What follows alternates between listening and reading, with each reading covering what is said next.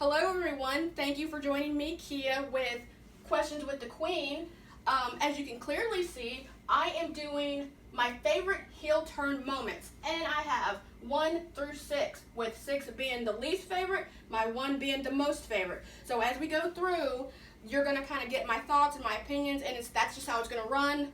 Also, I want to take the time to thank the cameraman as well as the question man, who also does the editing for all of our videos and puts the music together and everything else. Thank you, Steven. He has done 2 shows for his plate exchange, so if you hadn't seen it, go back at our Instagram page and YouTube and take a look. Please do. They are excellent. So with that being said, we're going to go ahead and we're going to roll into the first one that I'm going to talk about. So to preface the entire idea of what we're going through, we are talking about heel turns of the last decade. So you've selected 6, and they are coming in no particular order. Yep. So at this point, we're going to just hit one out, and you're gonna talk about it. So 6 of my favorites in the last 10 years.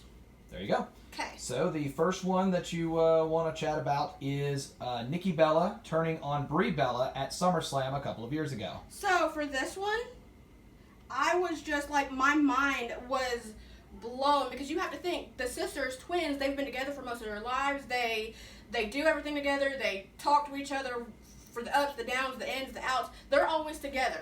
So when this happened, now mind you, it happened at SummerSlam that we were not at, but that's okay because we got to watch it. So it was SummerSlam, I think, if I have it correct, 2015. So that's like 5 years ago, 5-6 years ago. It comes down to Stephanie was versing Brie. They were fighting. It was a back and forth. It was great. You know, both ladies were strong. They had all the moves and the action. The clothes, let's not forget the clothes, because I'm a fashionista. I love it. The clothes were awesome. The ring gear was awesome. It comes down to it. I believe they were back and forth. What we saw halfway during the match, Triple H came out first, then Nikki came out right behind him. I guess she was supposed to be neutralizing the situation to make sure nothing happened in the match. Finds out that Brie ends up taking out Triple H in some form or fashion, knocking him out. Nikki jumps in, takes her time, slowly kind of stalking Stephanie. What you see is kind of, they do twin magic, and what you see is Nikki is like coming at Stephanie, while you don't see Brie is kind of back there waiting on her. So it's kind of, you know, between the 2 twins. But also with that happening, you're assuming that Nikki is going to like knock Stephanie out. What you didn't see coming, I didn't see it coming. I don't think nobody else did. If you did, let me know when I drop the video. Nikki slaps, punches, or hits Brie. To me, mind blown. That to me was out of nowhere, because they're always together doing everything. So I could not fathom that happening. But you know, sister turned on sister, and that was one of my favorites to take place. So out of your top 6, where does that fall? I'd have to say, out of my top 6, that falls in the number 4 slot. The idea of, you know, the sister turning on each other is not so much a foreign concept. We've had, you know, brothers turn on each other. You know, you go back and look at teams like the Steiners and etc. But, you know, considering all the negative things and all the back and forth that Brie and Stephanie McMahon had been having, to sit here and, you know, have that happen with her sister ultimately, you know, joining up with the, you know, the authority to have that happen was just insane at the time. But it led to a great rivalry. I loved it. I know everybody else loved it. So, yeah. Okay, our next one we're going to discuss is one that's actually happened pretty recently. Sonya Deville turning on Mandy Rose. Oh my God. You understand that I love these 2 women. They were joined as Fire and Desire. They traveled together. They roomed together. Everything pretty much. That you might as well call them sisters. They were like sisters. Everything just took place. So obviously you felt like both people supported one another, and from the way it looked like Sonya was supporting Mandy, but little did we know she had her own motives and reasons for wanting to support Mandy. What kind of bothered me with this one is that, you know, we all know Otis is a big boy, and you know, big boys don't really get the attention that people feel they deserve, because they're kind of, you know, big. So when Mandy gave Otis that attention and that storyline started happening, I was thrilled. I love the storyline. I still do, because it's still running at this present moment. But you notice that, like, Sonya is talking to Mandy, because I believe Mandy and Otis were prepping for a Valentine's date, and Sonya was in the room, and they were talking, and Mandy was sitting here telling her how she felt about Otis, and Sonya was, being supportive, or what we thought was being supportive. And comes to find out, Mandy's like, I'm going to give you all the deets. I know you're my sister. We're going to talk about it when I get back. And comes to find out, Mandy puts down her phone. Big mistake, in my opinion. You never put down your phone anywhere, at any time, for anyone. Sonya goes over, picks it up, starts, kind of texting Otis back and forth, just to find out Otis is texting her back and forth. Sonya deletes the text, which to me, it kind of bothered me. It kind of had me wondering at that present moment, what is her end game?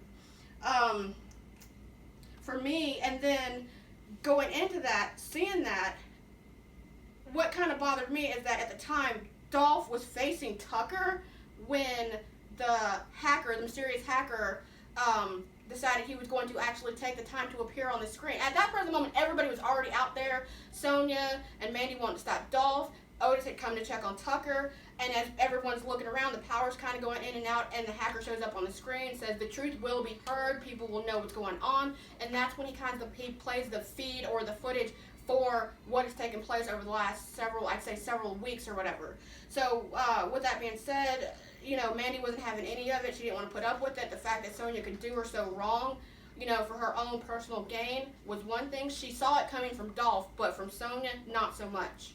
So, this one right here would happen to fall, I would say, this one right here would happen to fall in, I would say, the number 3 spot for me. Do you consider Sonya turning on Mandy bigger than Nikki turning on Brie? That's yeah, surprising, because most people would go the other way, but it's your list. That's the joy. It's a fresher one, and I get Nikki and Brie are sisters, but the way I look at it, Mandy and Sonya are sisters as well. All of this really falling along the lines of, it's not even jealousy because Sonya wanted, Otis for herself. It was along the lines that Sonya was like, you're better than, you deserve better than being with Otis, so I will save you from having to go through all of this long song and dance. And it was just she wanted her friend and didn't really want her to be in a relationship, and that's what it all boiled down to, and it's a shame that it ended up going as far as needing someone to have to leave the company in order to end this. So. To me, I think when you do something like that, it just is a devastation, because you expect those people to support you, and then you find out they had their own personal motive and their own personal gain. Trust me, I know about betrayal all too well. So we're going to move on, I guess, to the next one. Moving on to the next one, and that is one that we've seen recently, and it's on NXT, and it continues to keep rearing its head, even as going back as far as the match we saw yesterday, and that is Tommaso Ciampa turning on Johnny Gargano, and then the subsequent turn by Johnny on Ciampa later on a year later. Oh my gosh. I don't even know how to even start with that. I at first I'm going to even tell you, I really didn't get behind DIY. I really didn't like them. But at the same time, I was still trying to get into NXT. And I just remember I believe I was telling my husband, I was telling someone, I just love the whole feel of what they are. They're like, the way I look at it for this whole entire list, even if they're not actually siblings or brother and sister, I view these people, if you travel together and you work together, your brother, your sister, your whatever. So for that to happen, I think if I remember correctly, this happened, let me see here. In the background, you will hear my 2-year-old, so I'm sorry, he is a bit fussy. Ciampa turns on Gargano. It was NXT Chicago, am I correct, Steve? That's right. At NXT Chicago, the reason I asked Steve is because he remembers everything that I can. And it was a Chicago. All I know is that I believe they had lost the ladder match. I don't remember who it was to.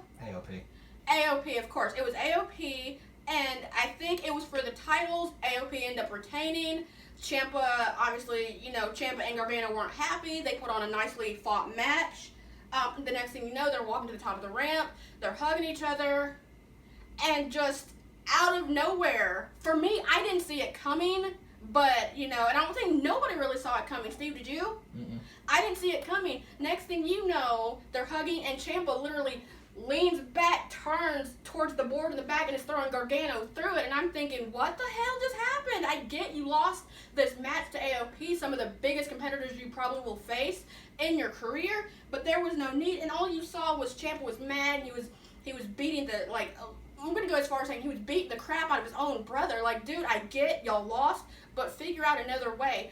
The refs had to come out and had to actually ask Johnny if he was okay. You could tell Johnny was kind of glazed over. It didn't really sit well. And then as the refs are trying to get Ciampa to back off, next thing you know, I believe he kicks Gargano in the head, which kind of stunned me. I was like, that is a concussion waiting to happen, especially the fact that it looked so hard in the thing. So I just couldn't believe how that happened. But these two have had the most awesome feuds back and forth. Honestly, if my whole list could be just them, I probably would put just them. But there's more to the list. So for me, this match right here, I feel would fall at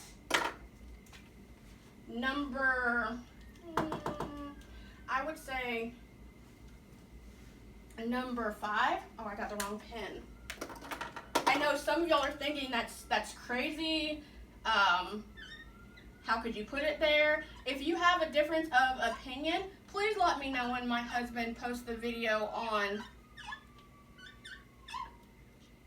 Did I spell it correctly, Steve? You got it. Yay! It's a first for everything. Let me know when my husband posts.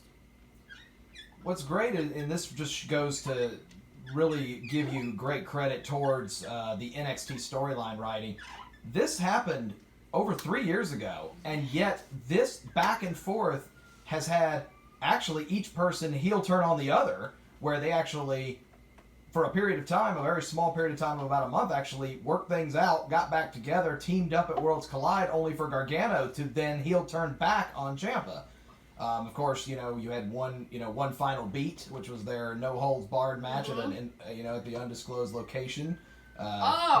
Officially referred to as the nut shot. Oh my I've god! heard some people call it. That was from Candace, wasn't it? Mm-hmm. Like she just came in out of nowhere.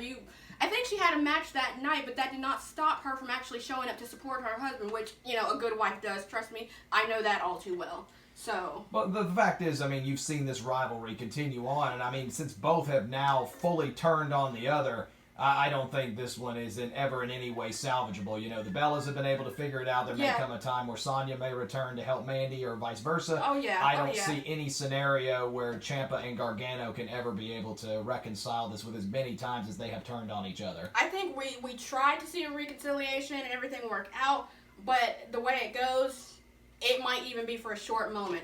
So we're going to go ahead and we're going to So, actually, what's going to end up happening is we actually have run out of time for this week, for just through the first 3, so you've seen half of her list already. So, if you want to catch the back half, you're going to have to tune in again for the next episode to catch the rest of her list. So, Kia, take us home. Okay, again, like my husband said, I have run out of time. Obviously, I've been invested and involved in these matches. I love these matches, so that's why it probably took me as long as it did. But I wanted to make sure me and my husband got in everything that we could.